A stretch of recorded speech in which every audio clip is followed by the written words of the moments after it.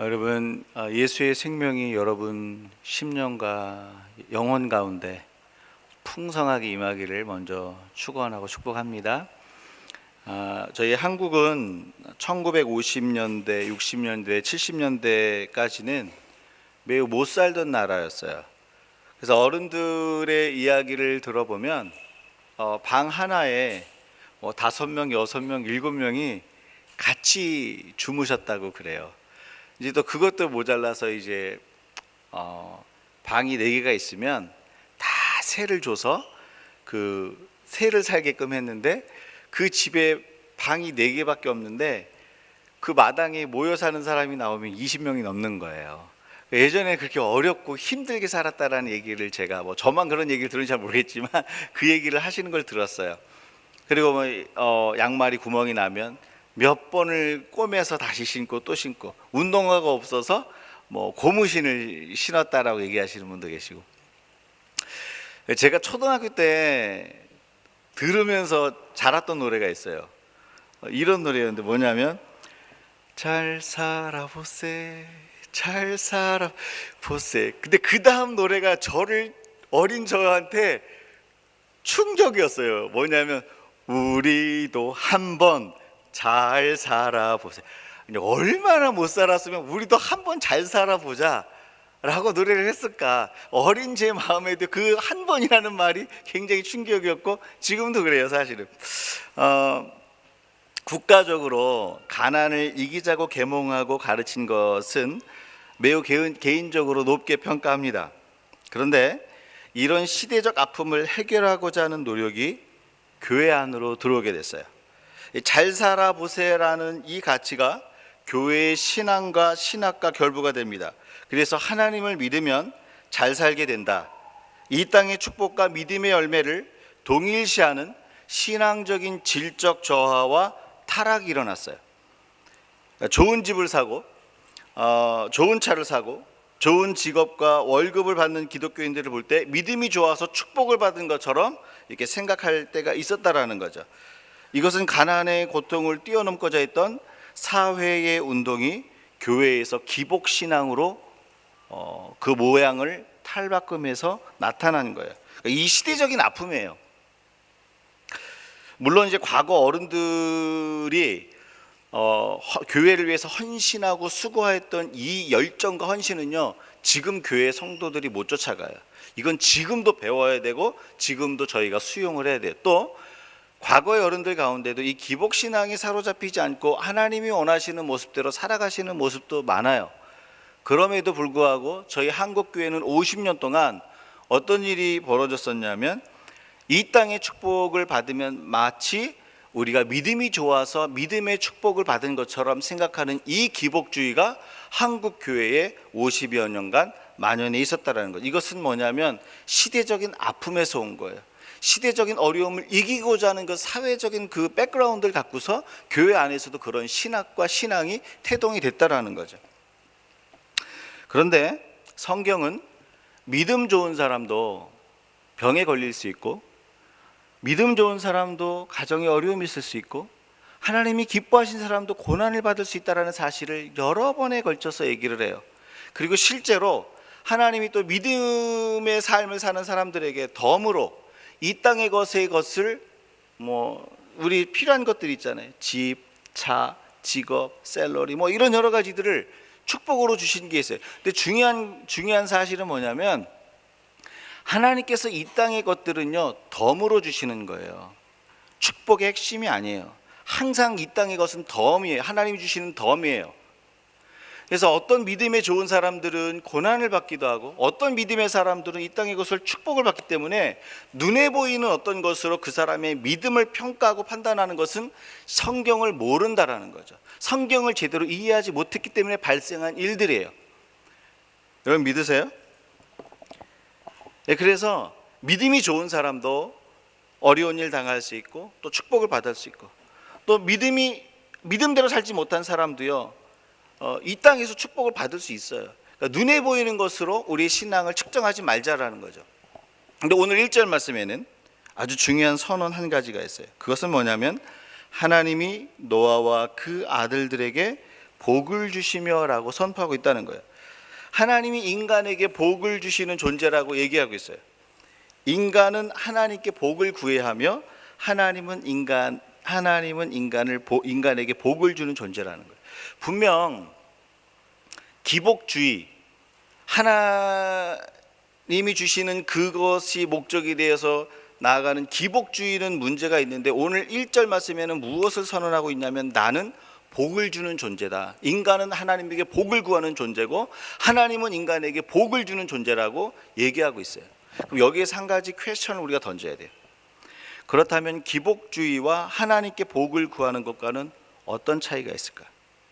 분명히 기복주의는 성경이 얘기하는 게 아니에요. 그런데 오늘 1절 말씀엔 무엇을 얘기했냐면 하나님은 인간을 복주는 존재이고 인간은 하나님께 복을 구하는 존재라고 얘기하고 있어요. 기복주의와 하나님께 복을 구하는 것과 어떤 차이가 있을까요? 먼저 기복주의는 하나님이 목적이 아닙니다. 나의 꿈과 소원이 목적이에요. 그래서 하나님이 도구화되는 거예요. 하나님을 이용하는 거예요. 나의 소망과 꿈을 추구하기 위해서, 내가 얻고자 하는 것을 얻기 위해서 하나님은 도구화되는 거예요. 그러니까 하나님께 기도는 해요. 우리가 모여서 똑같이 기도합니다. 하나님께 기도하지만 하나님이 목적이 아니고 내가 원하는 것, 내 소망이 목적이기 때문에 절대 내 시간, 내 계획, 내 방법을 절대 주님 두 손에 올려드리지 않아요. 맡기지 않아요. 기복주의에 빠져 있는 사람의 특징이에요. 하나님께 기도는 해요. 하나님 복을 주세요. 하나님 이런 것을 소원합니다. 주세요. 그러나 결코 자기의 계획, 자기의 시간, 자기의 공간, 자기의 삶의 자리를 주님께 드리지 않는다는 거죠. 대표적인 사람이 누군지 아세요? 야곱이에요. 야곱이 복 중에서부터 어떤 말을 듣고 자랐냐면 하나님이 너를 복 주시겠다라는 말을 듣고 자랐어요. 그런데 하나님이 복 주신다는 말을 들었지만 하나님을 기다렸던 것이 아니라 그 복을 자기가 끌어당기고 싶은 거예요. 형을 속여서 장자 명분을 뺏어옵니다. 아버지를 속여서 장자 축복을 받아요. 그 야곱의 삶의 현장에는 무엇이 없었냐면 하나님이 복을 주시는 하나님의 손길이 보이지 않은 거예요.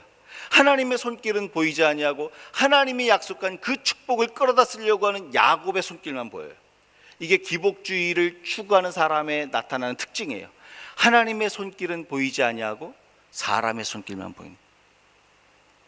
여러분, 그러나 하나님께 복을 구하는 것은요, 하나님께 구하고 기다리는 거예요.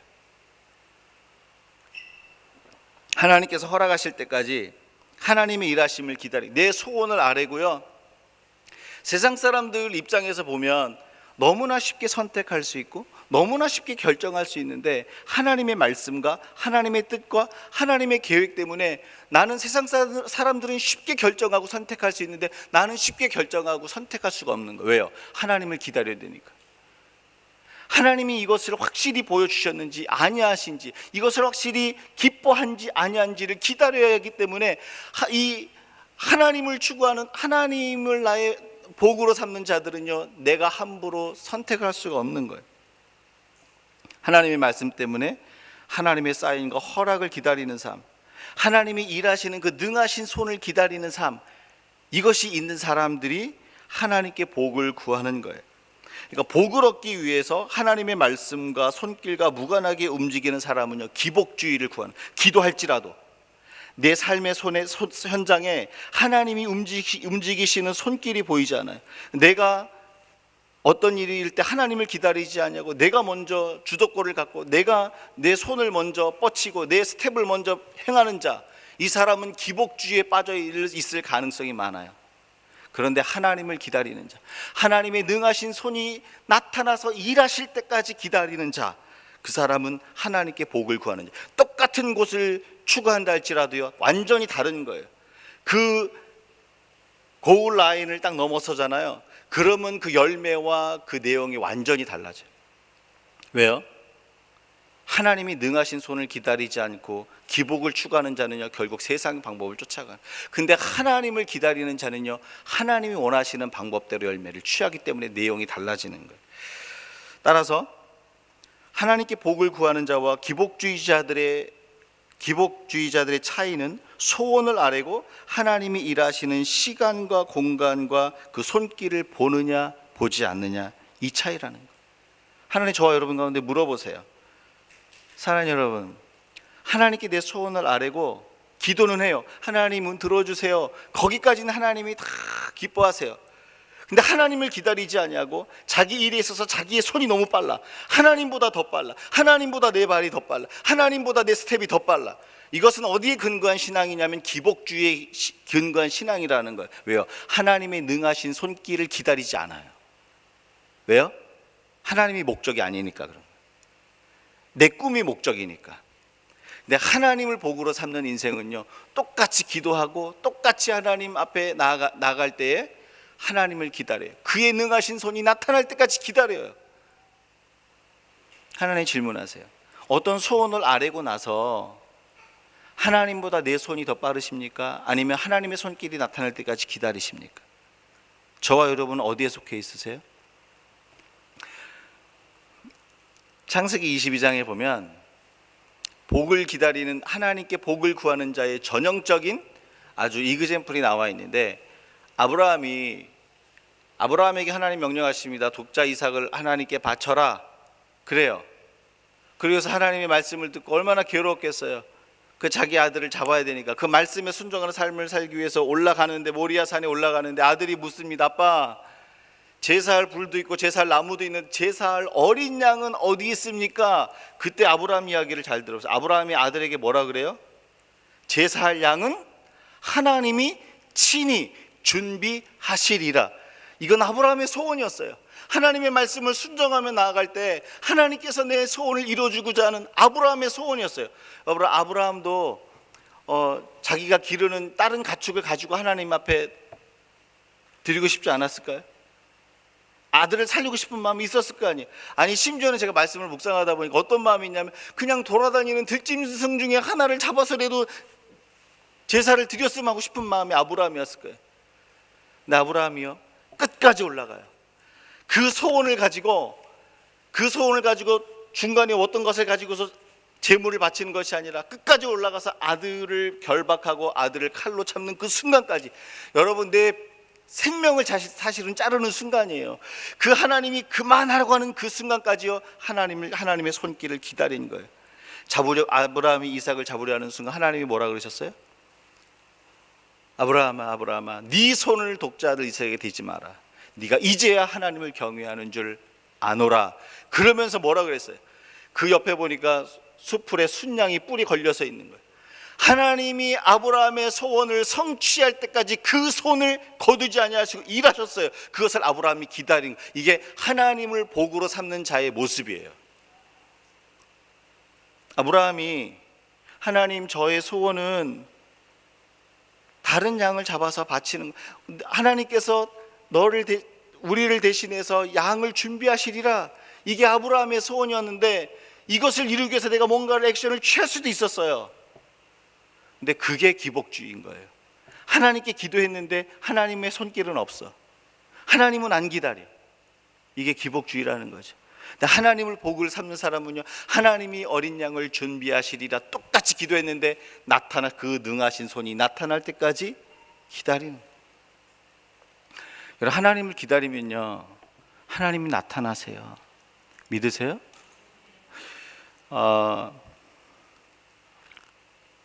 하나님을 기다릴 때 한 가지 어려움이 뭔지 아세요? 내가 지금 제대로 들었나? 내가 지금 성경을 지금 제대로 해석하고 있는 거야?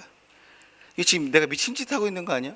세상 사람들처럼 그냥 세상 방법처럼 그냥 하면 되는데 내가 지금 제대로 가고 있는 거야? 이 고민이 있을까요, 없을까요, 여러분?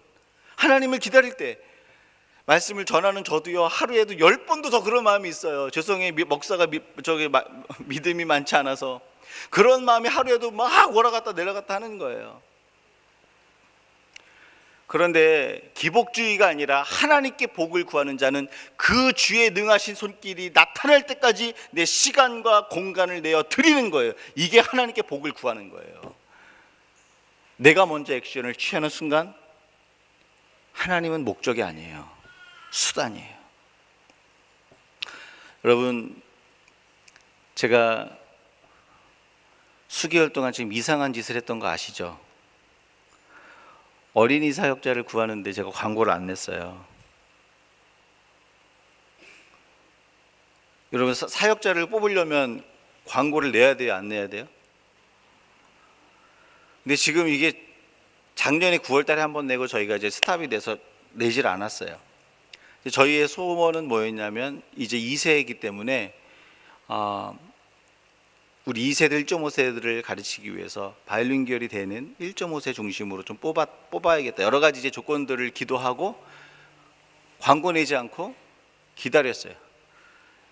여러분 제가 하나 편안하게 이렇게 기다렸을까요? 여러분 제 마음이 때로 내가 맞나 안 맞나 고민했을까요? 대답 좀 해보셔요. 여러분 제가 믿음이 그렇게 안 좋아요. 목사지만 여러분 똑같아요. 어떨 때는 무슨 생각이 드냐면 내가 지금 잘하고 있는 건가? 사람을 뽑는데 어떻게 광고를 안 내지? 근데 여러분 그거 아세요? 저희 광고를 내지 않으니까 누가 볼까? 우리의 사정을 누가 할까? 이렇게 생각을 했는데 저희 교회를 오랫동안 서치를 했던 전도사님 한 분 계셔요. 주중에 저희 사역자가 결정이 됐어요. 저희가 기도했던 사람, 2가지 언어로 아이를 섬길 수 있고 아이들 우리 형편에 맞는 그 사람이 결정이 됐어요. 우리 교회를 그분이 설치하고 있었다는 사실을 몰랐어요. 이곳에 이주할 때 자기가 레주메를 내려고 결정을 하고 기도를 했었던 거예요. 그리고 자기가 기도했던 그 기도 제목을요 썼던 것을 카톡을 해서 보내주더라고요. 어제 저녁에. 지금 무엇을 얘기합니까 여러분? 하나님을 기다리면요 그 능하신 손이 나타나는 거예요. 저도 힘들더라고요. 기다리는 게 제일 힘들어요. 언제까지요? 안 되면 어떻게 하죠? 우리 목사님 너무 믿음 얘기하면서 세상을 너무 모르시는 것 같아. 이런 얘기를 들으면 어떻게 하지? 여러분 근데 지금 무슨 얘기를 하냐면 하나님을 기다리면 하나님은 일하세요. 그의 능하신 손을 펴세요. 하나님이 우리의 복이 된다는 것은요 내가 먼저 스텝을 내밀고 내가 손을 내미는 것이 아니라 하나님의 능하신 손이 나타날 때까지, 언제까지요? 나타날 때까지 기다리는 거예요. 이게 하나님을 복으로 삼는 자라는 거죠. 저와 여러분이 하나님 앞에 이 시간 대답할 말이 있습니다. 저와 여러분은 하나님의 능하신 손이 나타날 때까지 기다리십니까? 아니면 내 손과 내 발이 먼저 나가야 되기를 소망하십니까? 여기에 오늘 답을 하셔야 돼요. 기복주의는 하나님이 기뻐하지 않지만 하나님께 복을 구하는 것은 하나님이 기뻐하세요. 반드시 하나님이 성취하세요. 그러니까 여러분 하나님께 소원을 아뢰시고요 하나님을 기다리는 거예요. 내가 여호와를 기다리고 기다렸더니 하나님께서 내게 응답하시다. 이게 다윗의 노래잖아요. 내가 여호와를 기다리고 기다렸더니 응답하지 않는 것 같고 세상의 가운데서 하나님 일하시지 않는 것 같았지만 그래도 기다리고 기다렸더니 여호와께서 내게 응답하셨더라.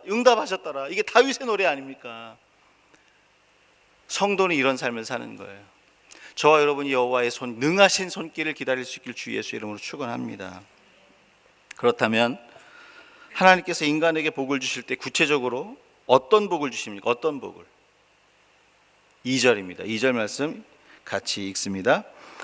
땅의 모든 짐승과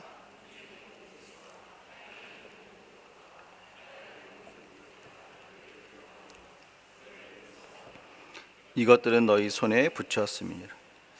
하나님이요 노아하고 아들들에게 무엇을 얘기하셨냐면 이 땅의 모든 생물들이 인간을 두려워하게 만드셨대요.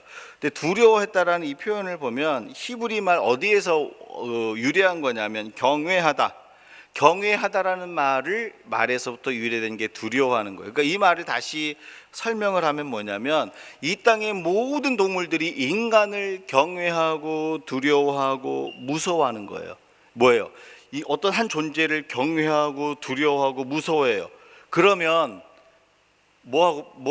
어떤 모습이 나타납니까? 이 권세가 있는 거예요. 권세가 어떤 사람을 경외하고 두려워하고 무서워하고 받들고 이게 뭐예요? 권세가 있는 거죠. 그 다음에 증거가 또 나타나 있어요. 뭐냐면 이것들을 너희를 경외하고 두려워하고 무서워하는 그 동물들을 너희 손에 붙였음이니라. 이 붙였다라는 게 뭔지 아세요? 어떤 컨트롤 아래에 있는 거예요. 우리 손 아래에 있는 거예요. 어떤 존재가 내 손 아래에 있다라는 것은요, 권세를 우리가 가졌다라는 거예요. 즉 하나님께서 인간에게 복을 주실 때 가장 먼저 주시는 복은 권세예요. 권세. 여러분 이걸 기억하셔야 돼요. 하나님이 이 땅의 것은요, 덤으로 주시는 거예요. 기억하셔야 돼요. 우리는 근데 이 땅의 것이 목적이 될 때가 많아요. 하나님은요, 이 땅의 것은 하나님이 알아서 우리 필요에 따라서 덤으로 주시는 거예요. 이것보다 더 근원되는 축복이 있다는 사실을 아셔야 돼요. 그래야 복을 구하죠, 하나님께. 하나님이 인간을 축복하실 때 첫 번째 주시는 축복이 뭐냐? 권세예요, 권세. 왜 그런지 아세요? 이 권세는 우리의 삶을 온전케 만들기 때문에. 이 권세는 우리가 어떤 상황, 어떤 순간, 어떤 조건 가운데 있을지라도 하나님이 주신 권세가 있잖아요. 그럼 상황을 다스리고 매니지할 수 있는 능력이 오는 거예요. 그래서 권세는 하나님이 우리의 삶을 온전케 하기 때문에 가장 첫 번째 되는 축복이 돼요. 그 증거가 고린도 후서 10장 8절에 나와 있어요. 하나님 주신 권세가 어떻게 우리 가운데 역할을 하는지 한번 읽어보겠습니다. 읽습니다. 주께서 주신 권세는 너희를 무너뜨리려고 하신 것이 아니요 세우려고 하신 것이. 하나님이 저와 여러분 가운데 권세를 주시는데 그 권세를 통해서 무엇을 하시냐면 세우세요. 온전케 하세요. 완전케 하세요. 우리의 삶을 온전하게 세우는 능력이 어디에 있느냐? 물질에 있는 게 아니에요. 저와 여러분의 소원 성취에 있는 게 아니라 하나님이 주시는 권세에 있다라는 거예요. 하나님이 주신 권세를 통해서 저와 여러분의 삶이 온전해진다는 사실을 믿으십니까? 이런 거예요. 뭐냐면 세상은 쉬운 길 가라고 얘기해요. 세상은 편한 길 가라고 얘기해요. 그게 복된 길이라고 얘기해요. 너 왜 사서 고생을 해? 그냥 쉬운 길 가. 세상 사람들 다 그렇게 사는 거야. 그냥 쉬운 길 가. 하지만 하나님은 우리에게 하늘의 권세와 믿음의 능력을 주시면서 좁은 길을 가라고 말씀하세요. 좁은 길. 왜냐하면 그 길을 통해 하나님께서 우리의 삶을 온전하게 만드시기 때문에. 여러분 세상은 고통과 슬픔을 피하라고 만들어요. 피하라고 얘기를 해요. 왜 슬픈 일을 당하는 그 길을 가? 왜 힘든 일을 당하는 그 길을 가? 왜 그 사람을 섬기면서 스스로 고통 가운데 있어? 왜 그 사람과 섬기면서 왜 힘든 일을 그냥 스스로 겪어? 세상은 그렇게 얘기해요. 그런데 하나님은 성도에게 하늘의 권세를 주시면서 고통과 슬픔을 통해서도 감사하고 기뻐할 수 있는 믿음을 주세요. 오히려 그 슬픔과 고난을 당하면서 하나님이 주시는 영광을 경험하는 거예요. 하나님이 주시는 권세는요, 왜 우리를 살게 하는 줄 아세요? 슬픔과 고통과 어려움과 아픔과 우리가 감당할 수 없는 그런 상황이 왔을 때 그것을 능히 다스리고 그 시간을 이길 수 있는 능력이 되기 때문에 우리를 온전케 하는 거예요. 그래서 그게 복이 되는 거예요.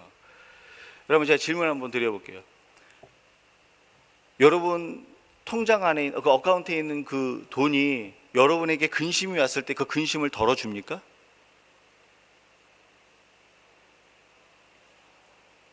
여러분의 소원 성취가 됐었을 때 내 삶의 현장에 맞닥뜨려지는 그 문제에 그 고통을 하감시켜 줍니까? 아닌데 그걸 추구해요.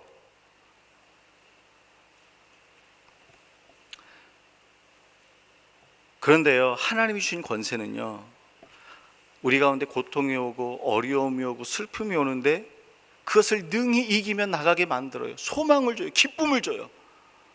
그래서 이게 복이 되는 거예요. 그래서 여러분, 저와 여러분이 첫 번째 구해야 될 축복이 뭐냐면 하나님이 주시는 권세예요. 오늘 내 삶의 현장을 매니지하고 이길 수 있는 권세. 이게 없으면, 이 하나님이 주신 권세가 무엇인지 아직 모르면 아직 하나님을 내가 만난 게 아니에요. 하나님을 만난 것 중에 하나의 증거는 뭐냐면 권세예요. 하나님 주신 권세로 인해서 오늘 삶의 문제를 능히 이기며 고통하는데 그것을 이기는 거예요. 여러분 병에 걸렸는데 기뻐하며 찬송하는 사람 보셨어요? 저는 목회하면서 봤어요. 사업에 쫄딱 망해서 내일 먹을 것이 없는데 하나님을 찬송하면서 예배하는 사람 보셨습니까? 저는 봤습니다. 누가 그렇게 할 수 있어요? 일반 정신으로 할 수 있는 게 아니에요, 여러분. 하나님이 주시는 권세가 우리를 다스릴 때요, 찬양하고 예배할 수 있는 거예요. 고통 가운데서도 찬양할 수 있으면요, 이 땅에 어떤 것이 아름답게 펼쳐졌을 때요, 그걸 잘 매니지할 수 있어요. 여러분, 사도 바울이 빌립보성에서 전도할 때 억울하게 매 맞고 감옥에 갇히잖아요. 여러분, 여러분이 만약에 억울하게 매 맞고 감옥에 갇히면 무슨 일을 하겠어요? 무슨 일 하겠습니까? 억울해서 분이 안 풀리는 거, 분이 막 씩씩씩씩 거리면서 막 분을 잠재울 수가 없으니까 잠이 안 오는 거예요. 막 스트레스를 받고요, 신경쇠약에 걸려, 신경쇠약. 그래서 어떻게 될지 모르는 거예요. 일반적으로 억울한 일 당하면요, 사람이 미치는 거예요. 그런데 지금 사도 바울과 실라는요, 억울하게 매 맞고 언제 감옥에서 나갈지 모르는데요, 성경에서 뭐라고 얘기했냐면 찬송을 하고 있대요. 찬송. 이게 뭐예요? 하나님이 주시는 그 축복 권세를 사용하는 거예요. 그 상황 가운데서도 하나님을 예배하고 축복하는 거예요. 그 땅이 예배당이, 감옥에 들어왔는데 예배당이 되는 거예요.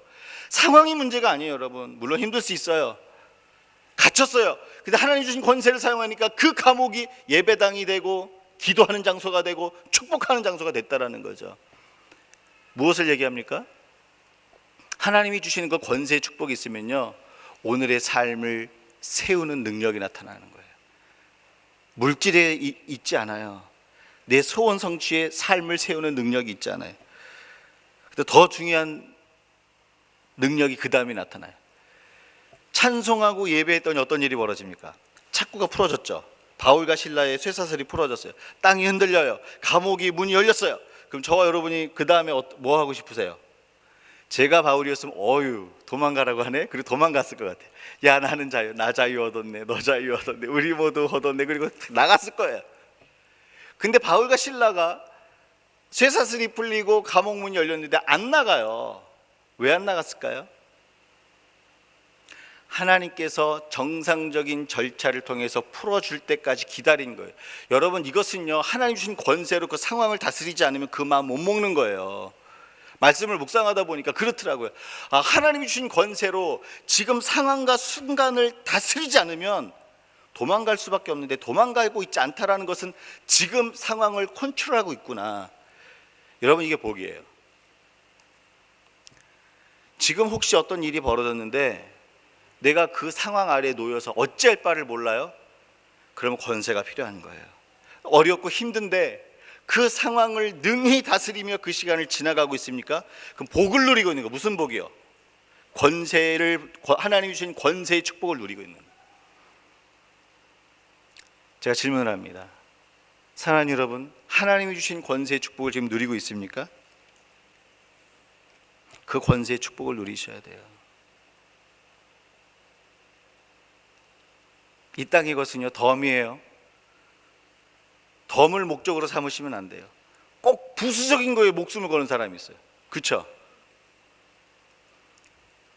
부수적인 거에 목숨을 거는 사람은 핵심을 못 찔러요. 핵심을. 여러분, 신앙생활 할 때도 마찬가지. 이 땅의 것은 덤이에요. 그럼 핵심은 뭡니까?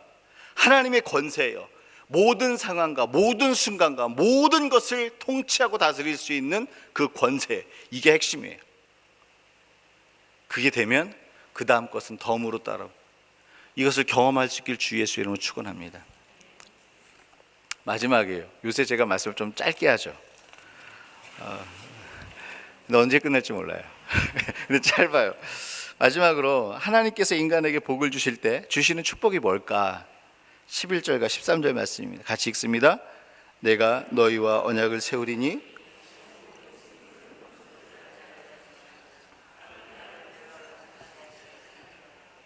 내가 내 무지개를 구름 속에 두었나니 이것이 나와 세상 사이의 언약의 증거냐.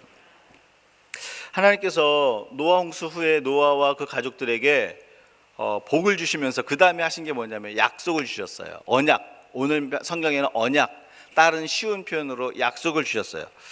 무슨 약속이에요? 내가 다시는 물로 세상을 심판하지 않겠다. 이제 다시 너네들 물고문 안 할게. 이제 내 평생에, 아니 내 영혼 가운데 인간을 물고문하는 일은 없을 거야 라고 약속을 하는 거예요. 여러분, 이거 왜 이 약속 주시는지 아세요? 굉장히 중요한 의미가 있어요. 우리 초등학생이나 아니면 청소년 때에 물놀이를 갔다가 물에 빠져 죽을 뻔한 경험이 있는 사람은요, 그 다음번엔 트라우마가 생겨서 물에 깊은데 안 들어가요. 제가 중학교 1학년 때 물놀이 하다가 물에 빠져 죽을 뻔했어요. 근데 누가 이렇게 세워서 살았어요. 제가 수영 물놀이를 가면 절대 여기 이상 안 가요. 내 발이 땅에 닿아서 나를 안심시킬 만한 곳까지만 가고 수영도 거기서만 해요. 왜요? 트라우마 때문에. 물 엄청 먹었거든요. 그다음 생각해 보세요.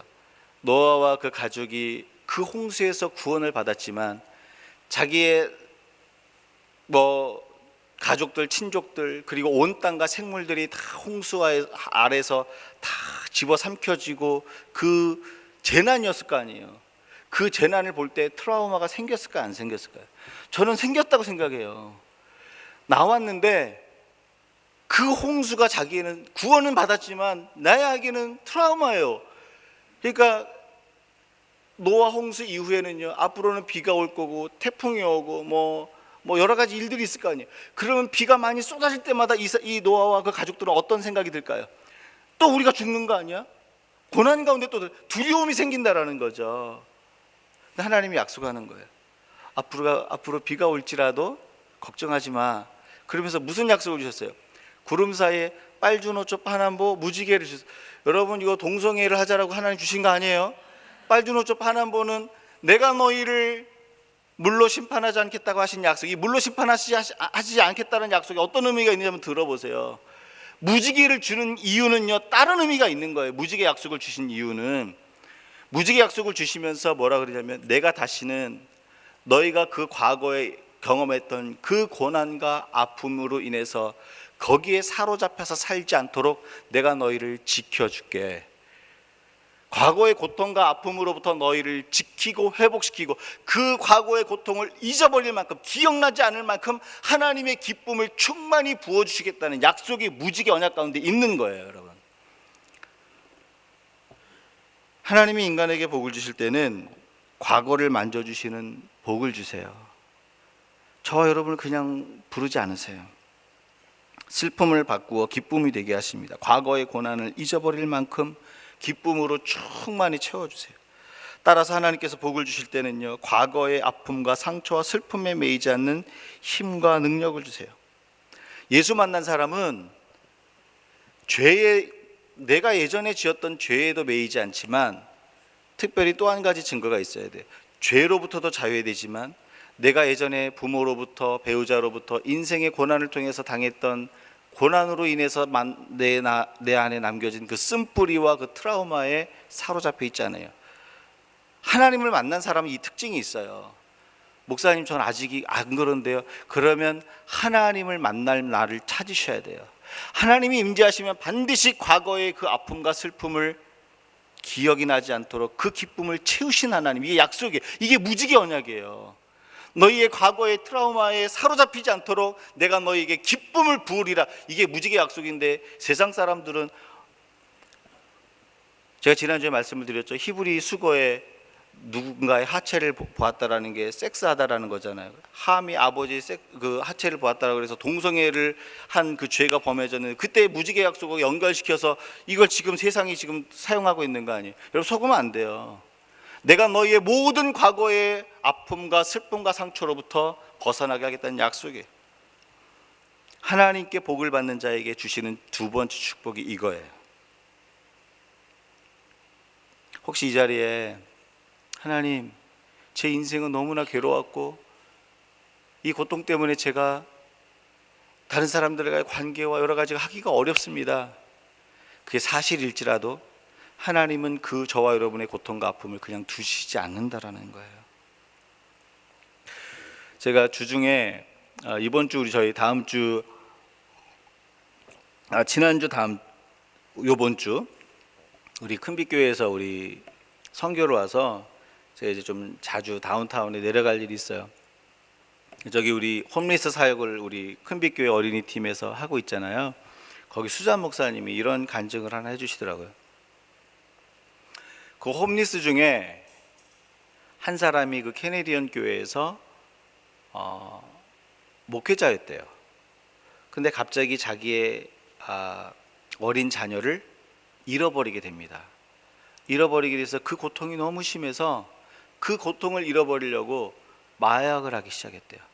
그래서 흘러서 어디로 갔냐면 그 헤이스팅스에 있는 그 홈리스들이 모여 사는 데 있잖아요. 거기에 들어가서 홈리스가 된 거예요. 그 고통을 잊어버리기 어려우니까. 그런데 작년에 큰빛교회 어린이 팀이 그 사역을 할 때 하나님을 찬양하고 예배하며 나아갔어요. 근데 이 사람이 지나가다 보니까 어린이들이 찬양하는 소리를 듣고 저 소리가 뭐지? 하고 그곳에 들어가서 같이 예배하기 시작합니다. 같이 예배를 하는데요, 그 어린아이들의 찬양 소리가 자기의 마음문을 여는 거예요. 하나님을 만나요. 자기의 그 자녀를 잃어버렸던 그 상처를 예배하면서 하나님이 치유해 주시고 고쳐주시는 것을 경험해요. 그리고서 그분이 다시 집으로 돌아가서 회복된 그 사건을 수잔 목사님한테 간증하셨나 봐요. 그걸 저에게 얘기하시더라고요. 사랑하는 여러분, 하나님은 저와 여러분을 만나 주실 때 그냥 만나 주시는 분이 아니에요. 저와 여러분은 다 상처가 있잖아요. 아픔이 있잖아요. 괴로움이 있잖아요. 힘듦이 있잖아요. 하나님이 오셔서 그 슬픔이 기억나지 않도록 하나님의 기쁨을 충만하게 채운대요. 그게 하나님의 약속이에요. 그래서 저와 여러분이 무엇을 구하셔야 되냐면, 하나님 제게 복을 주옵소서. 과거의 슬픔이 기억나지 않을 만큼 하나님으로 충만히 채워지는 기쁨을 주옵소서. 이게 저와 여러분에게 주시는 두 번째 축복이에요. 여러분, 상처에 사로잡혀 있으면요, 뭐가 나오냐면 나도 모르게 가시가 나가는 거예요. 나도 모르게 가시의 말이 배우자에게 나가고 자녀에게 나가고 다른 사람에게 나가는 거예요. 다른 가치가 흘러나가는 거예요. 근데 하나님이 치유해 주잖아요. 그러면 그런 마음을 씻고 찾아보려고 해도 찾을 수 없어요. 사랑하는 여러분, 하나님이 씻어주시는 그 마음을 가지고 세상을 향해 나가셔야 돼요. 하나님이 씻어주시는 마음을 가지고 배우자와 대화를 하시고 직장에 나가셔야 됩니다. 저와 여러분이 오늘 하나님께 구하는 복은 무엇입니까? 다시 나눕니다. 이 땅의 것은요, 덤이에요. 무엇을 먹을까, 무엇을 마실까, 무엇을 입을까는 우리가 염려할 게 아니에요. 그건 하나님이 주시는 거라 그랬어요. 하나님 자리, 우리가 그것을 염려하는 건 우리가 하나님 자리에 앉는 거예요. 저와 여러분 하나님이 아니에요. 피조물이에요. 왜 하나님 자리에 앉으니까 고민이 되는 거예요.